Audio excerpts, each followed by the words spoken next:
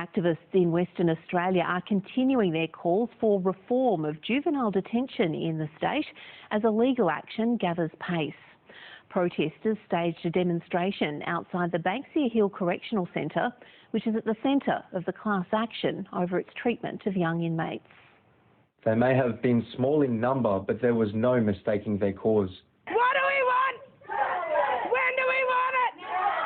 Banksia Hill Detention Centre is WA's only prison for 10 to 17-year-olds. An Amnesty International report found detainees were subjected to inhumane treatment, prompting the launch of a class action. We respect your right to protest, and you can protest out the front, we won't disturb you, but you're not allowed to see past this point. Joel Mead has first-hand experience of life inside Banksia Hill. I wasn't allowed out to see anyone or anything. I had to go back to my cell, and it was locked down 24/7 every day.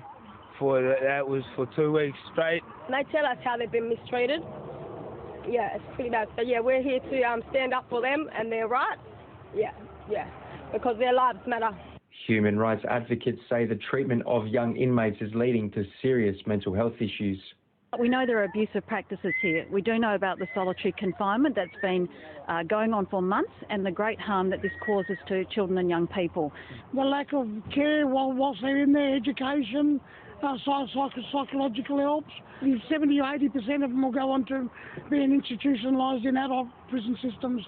Children are coming out of there, going into there broken. It's not just mental health care and services that are lacking, but medical services too. Activists say the federal government needs to change the law.